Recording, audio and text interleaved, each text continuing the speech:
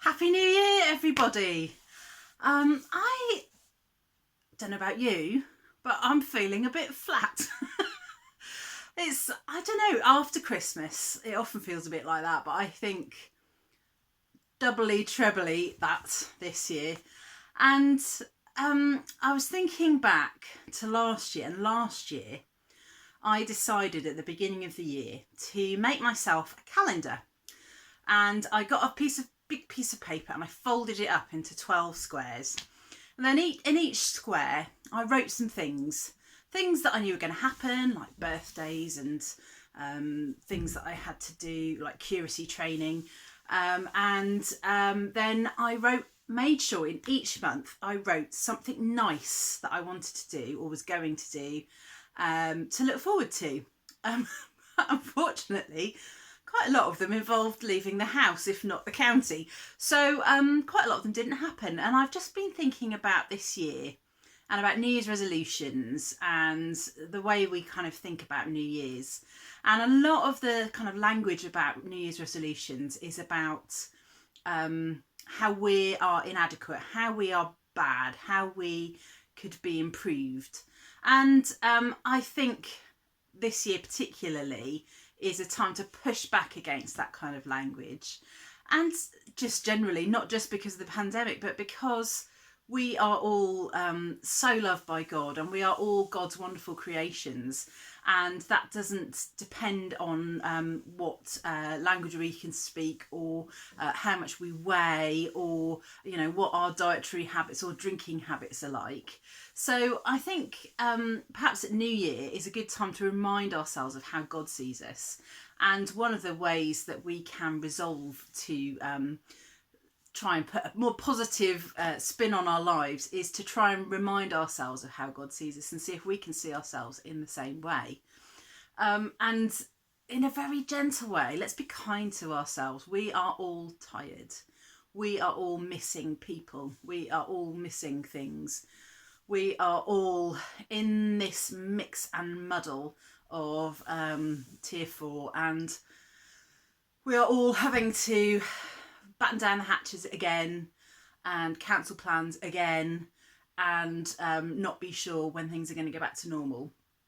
And I think that's part of the hardness of it, isn't it? Is the uncertainty of it.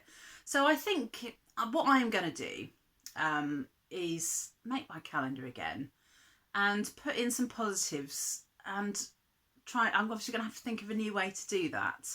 But looking back over 2020, I know nobody will be sad to see the back of 2020, but there were still good things in it. There were still little nuggets of joy, little acts of kindness and love, and big acts of kindness and love, and all sorts of lovely things. And it's really been helpful to me to try and notice them. So I guess one of my things that I'm going to try and do is to make sure I'm still noticing them. And being grateful for them. Gratitude is a much underrated virtue, I think, but it's something that in the church we really kind of treasure, and we offer up thanks for all sorts of things. So I'm going to hold on in 2021 to an attitude of gratitude and to looking for the positives in life and to putting in things to look forward to, even if they are not the kind of things that I would normally put in for my things to look forward to list, but you know, phone calls and cups of tea and maybe planning a nice walk out with Frodo, or any of those sorts of just little things that I know are not going to get cancelled. But we will get there, friends. We will get there.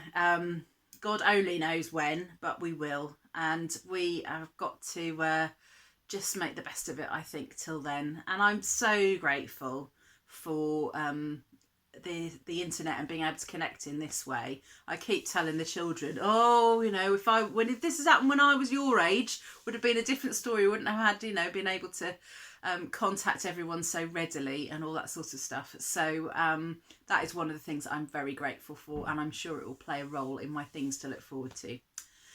So tomorrow we are celebrating Epiphany, and joining with the wise ones who have travelled so far from the east to meet the Christ child.